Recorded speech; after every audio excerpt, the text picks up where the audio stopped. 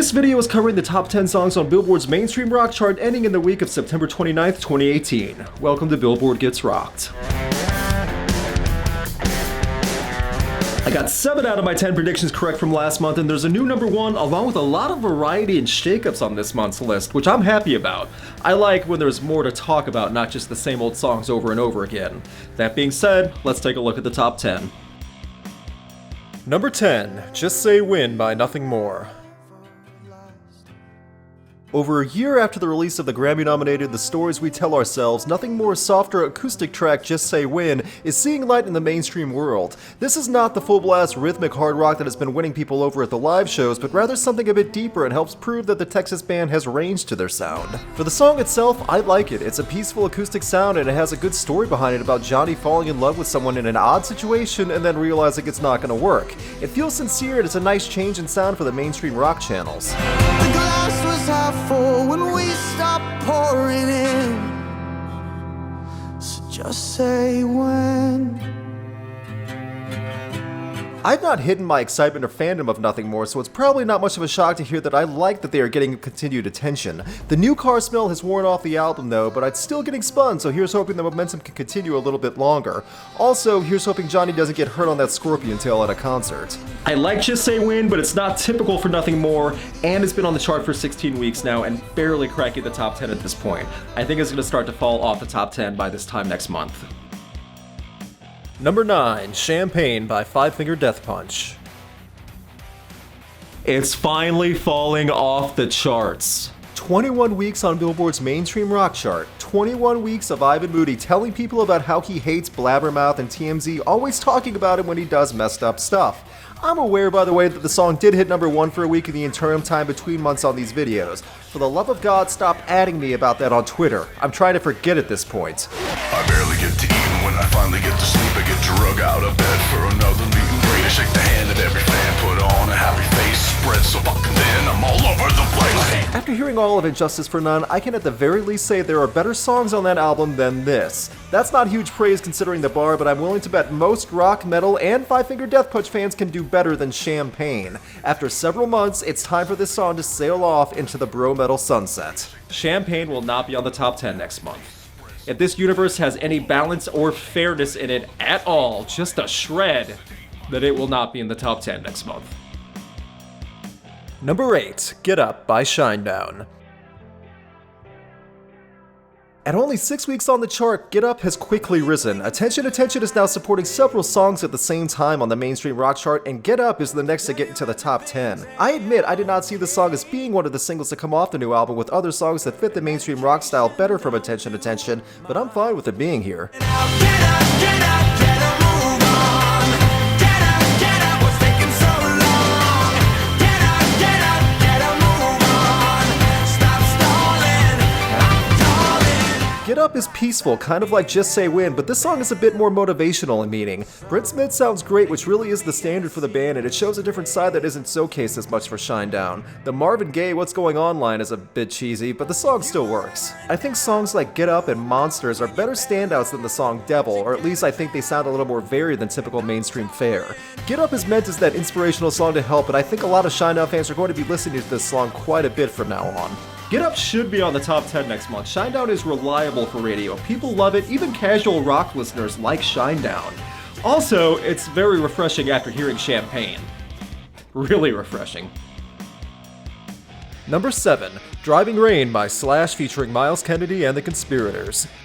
With the release of Living the Dream a few weeks ago, we all were reminded once again how Slash is becoming timeless as a guitarist. Driving Rain is arguably the most lively song on the new album, and it works well as selling Living the Dream. Slash's solo work with Myles Kennedy and the Conspirators doesn't get nearly as much credit as they deserve, and it's a shame because it's been going strong for years now. Her love is calling me home, seems to guide the way, so I won't stop now. I like the opening riff that sets the rhythm, and Myles sounds good. Slash's solo obviously is what hooks people, and that's really what the main feature should be, or what most people think it should be anyway. Slash is a songwriter though, it's not just 30 seconds of shredding each song and then stepping back to let other people do the work. Even if I think the latest album is the weakest of the three under the Slash and Myles banner, I still say it's a good album and the song is solid here. It's standard hard rock from a man who knows how to consistently deliver. It's what you would expect in mainstream rock. While it did jump up from the chart ranking quite a bit from last month, I don't think it'll be on the top 10 next month. I just think Driving Rain will lose its luster because the new album won't be as new by that point. Number 6, Hear Me Now by Bad Wolves featuring Diamante.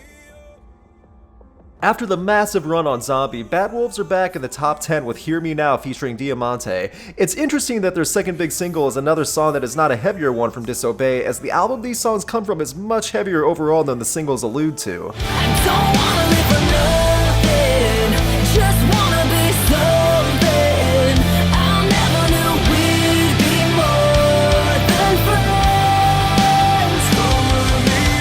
The duet of vocals between Tommy Vex and Diamante really harmonize well and work great together. It's a slow build, but that's the point of the song, and the vocals really take care of raising the volume. I admit it's starting to wear out on me a little bit as they played it heavily on SiriusXM, but I still see nothing wrong with the track. Hear Me Now jumped up from number 13 last month to number 6 here, so it's definitely gained ground quickly. If I'm correct, this is Diamante's first time in the top 10 of mainstream rock, so good for her as she's been a working musician for a while. I've said before that if you give Bad Wolves a chance, you might be surprised, and this song, while not as heavy as their standard, shows that they can do different styles. I think Hear Me Now will just barely fall off the top 10 by next month because the song just does not have the same staying power as the cover of Zombie did. But good for Bad Wolves and Diamante for getting up this high with this one. Number 5, Infra-Red by 3 Days Grace. Over the past month, this song has been all over the place, hitting number 1 in the meantime and then falling back to the same spot it was at the end of August. It's the second single from 3 Days Grace's latest album, Outsider, and I wouldn't be surprised if there's another to come off this album and hit the top 10. I don't know what magic power these Canadians have over this chart, but it works. Infrared, I know that you're burning up for me. Fire in your bloodstream.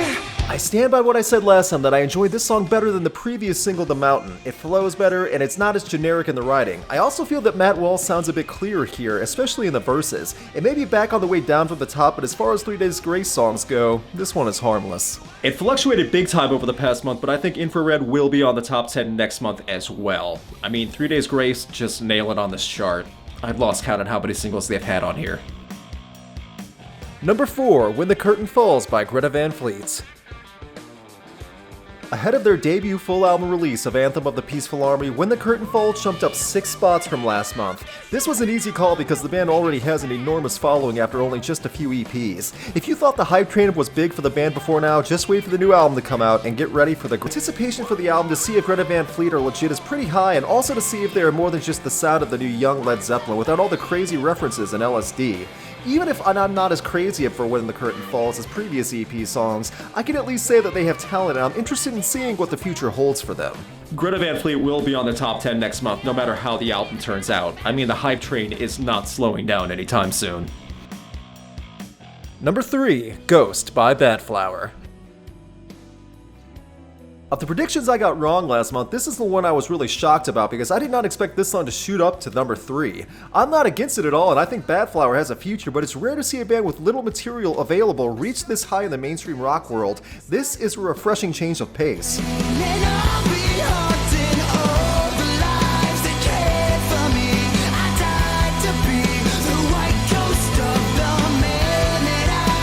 Like Greta Van Fleet, but maybe to a lesser extent, I think the debut album from Badflower will make or break expectations of the future. Ghost has something memorable though, and doesn't really pull punches in the writing as it really paints a picture.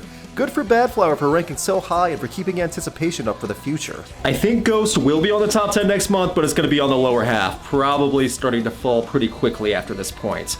But I'm really happy I was wrong about this prediction, and good for Badflower. Number 2, Torn in Two by Breaking Benjamin. I said it months ago when Red Cold River was on the chart, get used to Breaking Benjamin being here because mainstream will never stop playing the band's new music. Torn in Two is more of the standard from Ben Burnley with just a bit more clean singing from the man. If there was more of this featured on the radio than the generic screaming through choruses, I think people would see the band differently.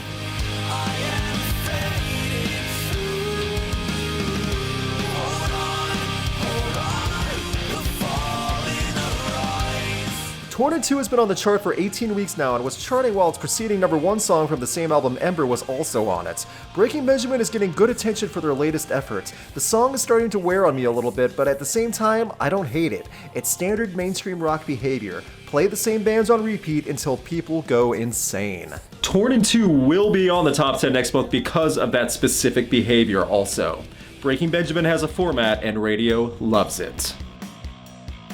Number 1, Are You Ready by Disturbed. Jumping up from the number 17 spot to number 1 is Disturbed's lead-off single from their upcoming album Evolution.